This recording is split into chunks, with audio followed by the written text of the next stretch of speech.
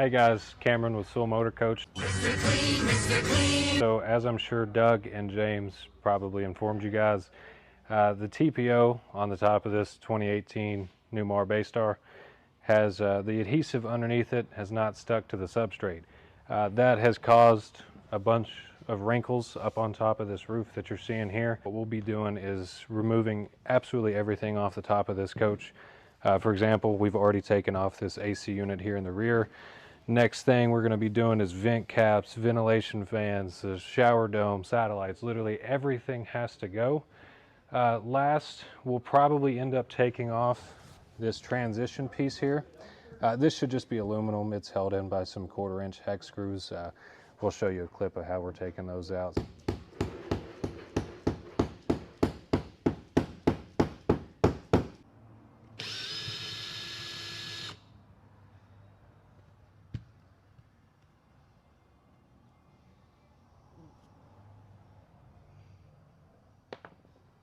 All right guys, so with this ventilation fan here, same process as that roof vent cap, just exposing the screws around the edge, pulling this die core up, unscrewing it obviously, and then with this in particular, we had 3 wires that went into the back of this control board here.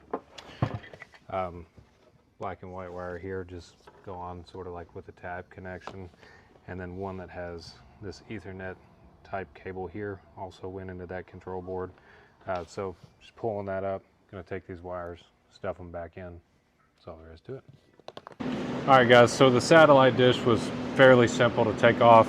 The base was just held on with some 5/16 bolts all the way across here. Took those up, and then on the inner part of this base here is where the satellite dish actually sat and mounted to. So all the way across your satellite dish were some more bolts that we just took off. Easy as that. And then these 2 cables powering the dish went over here onto this side of the coach, just covered with a cap, plugged in, easy peasy. So we just disconnected those, took it up, and then of course scraped the die core all the way around the base, and the satellite's removed. All right guys, so since we didn't get to show you the rear AC unit removal, I figured we'd show you on this one up here in the front of the coach. So the cover of the AC unit is just 4 screws on the front and the back of the cover. Now to actually get this up, we have some lag screws down in there. These are 9/16, so there's one on both sides in that same position. And then also, you may not be able to see them, but I got 2 up in the front here. Now usually they're covered with some sort of sealant, so you're gonna have to work around that. But up here, to actually access the power for the AC unit, this front cover here just has a couple of 1/4-inch hex head bolts there, or screws, I'm sorry. Once we take those off, we'll actually pull that cover out, and then I'll show you how to disconnect power from the AC unit. That way you can just take it off the coach. So once you get the base of the AC unit actually off the coach by taking your lag screws off, to actually get this main cover off here, you had, like I said, the 1/4-inch hex screws that go all the way around the edge of it, and then these little push tab connections, and it will come right off.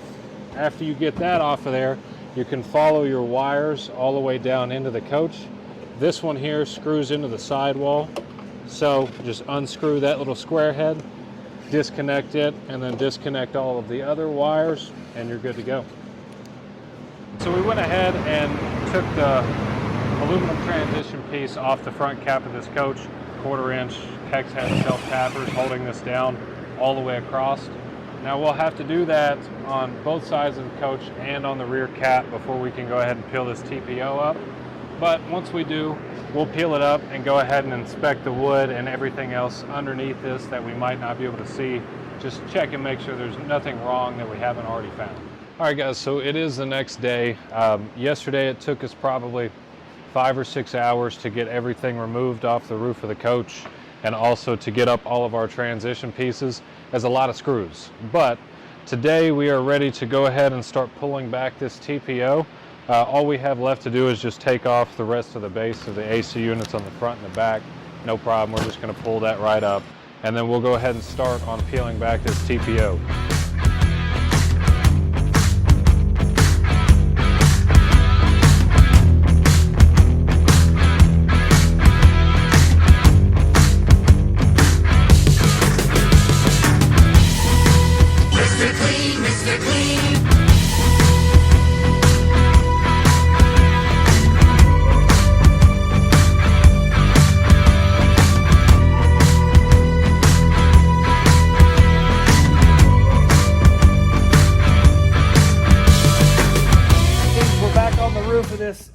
amazing Baystar that I decided to put a whole lot of money in and didn't do a quality inspection.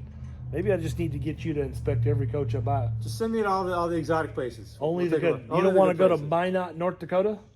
Not during the winter. Wouldn't want to either. Actually, I bought a coach up there last year, December of 22. You sent Joe there. You remember that? You remember? I know. Bought this coach from North Dakota. I looked at the weather. The weather was clear. I sent them the money. Make the arrangements. Boom, blizzard. I mean, Joe come back with the CRV so full of snow underneath the hood. I've never seen anything like it. I can't believe he made it. Dude is Superman. So, Joe, if you're watching this, you're my hero, and that's why you make so much money. Back up on this roof, and I'm going to hand you the camera and show so people understand the failure point. We're going to add this to the video that Cameron, you've probably seen Cameron.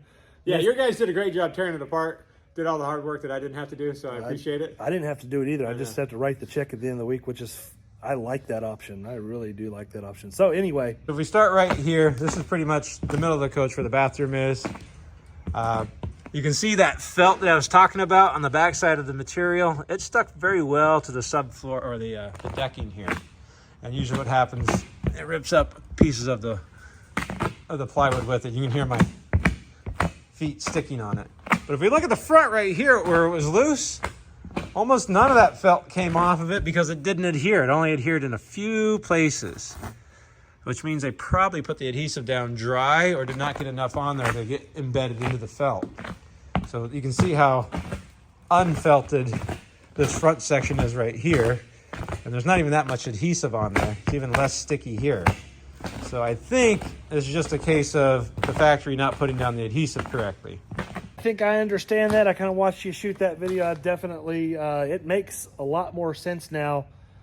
You explaining it with the material on, showing it being loose, and I understand completely now. This is actually going to help me, and when my guys watch this video, help them understand inspecting roofs, why roof inspections are so important. I'm starting to see why you Stress it a little bit. stress it a little. An RV is worthless without a roof. I think the first thing we're going to do is do a very thorough. We're going to learn something from this. And then if I could say anything, it's probably on the deck right here. If you can go a little bit thicker, just another 1/8 of an inch, maybe instead of the 3/8, go 1/2 inch. Yep. We should get rid of a lot of the flex that you might see when I'm walking in. Replace all the decking. Yep. Be a lot stronger. Everything's ordered. We got now. It's just a waiting game for us, James. We're going to get this on. Is it okay if I call you a couple times to maybe get some pointers? And Of course it is. Of course, we got your YouTube I got channel. a few videos about putting membrane roofs on it. Maybe it won't bother you. Maybe we'll just go check out your YouTube video. You hear that, guys? Time to go watch James's channel. There you go. So thank you for helping us out. I know you're not doing this for gratitude.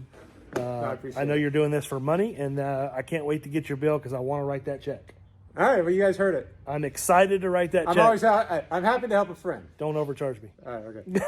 See you later. Bye. All right, guys, so it is Tuesday of the following week from that first section that we shot. Doug actually had some other gentlemen come in and put in the new decking for us, so we didn't actually get to do that part, but their process was fairly simple. So they took out one section at a time, one piece of plywood. That way, you know, they had a place to walk. And just measured and routed out some holes of things that were on the previous pieces.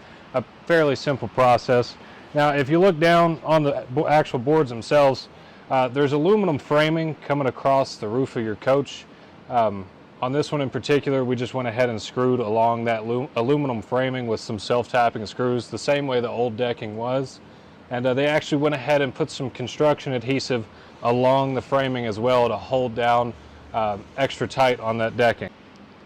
So while we had James here last week, he recommended a couple things to us whenever we were going to start putting this decking down. The first recommendation that he had was, instead of going back with the 3/8 sheets of plywood that was on before, he recommended that we bump that on up to 1/2 inch plywood, which has made a world of difference, and you can absolutely feel it walking on top of this roof. There's absolutely no give to it. It's pretty sturdy.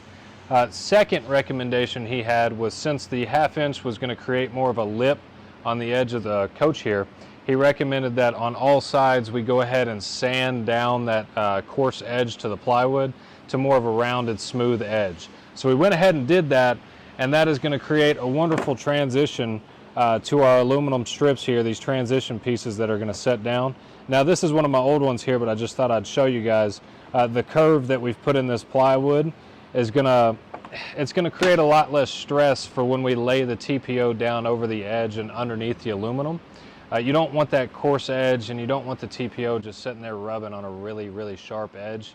So that's going to make a huge difference. All right guys, good morning. So it is now early on Wednesday, and before we get ready to lay out our TPO and glue it down, we've got a few more steps left to do with this decking. We're going to take some mesh tape and stick it along every piece of decking that's butted up together. We're just going to go across all the seams and cover the screw heads.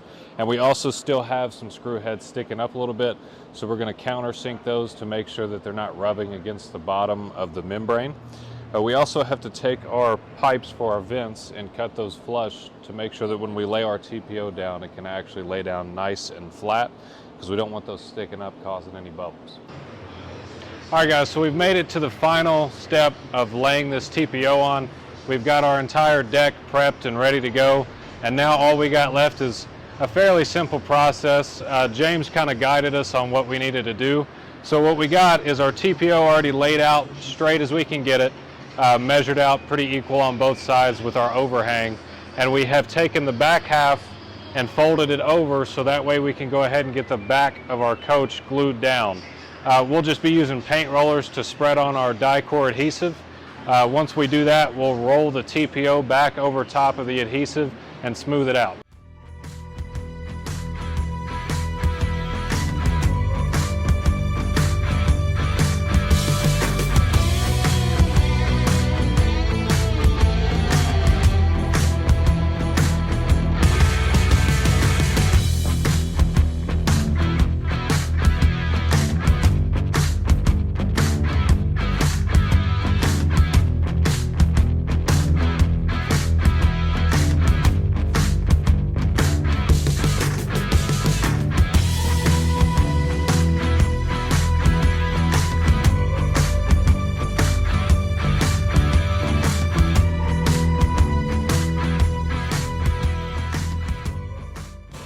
All right guys, so we now have the back parts glued down. We did probably a third of the roof of the coach, and we have taken the front end and now draped it over the part that was glued. So we'll go ahead and repeat that same process of just rolling out the glue on this front end of the coach and end up draping the rest over top.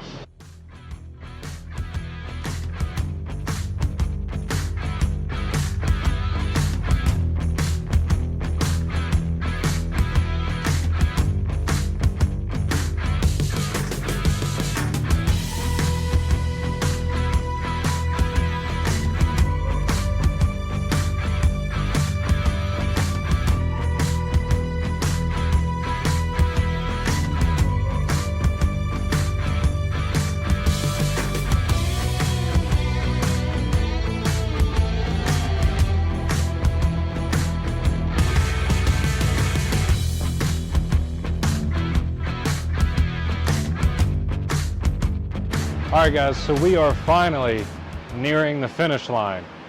Sorry I couldn't show you guys the process of us putting down the AC units and the termination bars. I kind of needed all hands on deck for that. Me and David, or my cameraman there, had been up here doing most of that. Quick little clip of the termination bars, putting those down. It's a fairly simple process, more time consuming than it was difficult. After we went ahead and did that, we looked at everything like our vent caps, wire covers, shower dome cover, anything that looked like it needed to be replaced. We just went ahead and did that. You know, new roof, might as well make it look all new, right? I hate getting on roofs. If it wasn't for this machine right here, I'm already scared enough to use this machine, but there is no way I could get up here on a ladder. Absolutely not gonna happen. So if it wasn't for this lift right here to get my fat butt up on the roof, I wouldn't even be up here. I'd be kind of doing this blind from the ground and kind of just imagining what it looks like up here. So definitely a learning experience on this coach, from the beginning to the end, from the inspection process. to actually doing the roof and getting a chance. I've been wanting to do a roof for a while, and we were able to do it. So it worked out. We turned a negative into a positive. As you can see, the roof turned out wonderful. So thankful we had James to guide us through this one. I'm glad he was here when it happened, when we started it, so he could give us some pointers, and then obviously a text message and whatnot afterwards. So hope you enjoyed this video. I know the whole crew here enjoyed doing this. We had a lot of fun with it. We got a lot of hours and a lot of money in this roof, but that's okay. It's part of it. And I don't think this is something I don't think this is something we want to do every day, because our shop is small. As you can see here, we can fit 3 or 4 coaches in here at one time. And this took 10 days to complete, 10 or 12 or 13, 14. I don't know how many days it took to complete. It was a lot of hours. I had 2 guys on it from start to finish, and then another guy or 2 that was kind of filling in and helping. I don't know how many hours we have in it. I'm scared to find out, but maybe I'll post a update video on what it cost once we get all the cost done. I'm thinking somewhere in the $15,000 range, cost, materials, labor, all that stuff. So as you can see, there's definitely high risk and high reward in the motorhome business. That's okay. We love it. We enjoy it. And I know the customer's going to really enjoy this coach for a long time. Thank you so much. Have a wonderful and blessed day. Don't forget to hit that like and subscribe button. Check out the website, soulmotorcoach.com. See you later. Bye.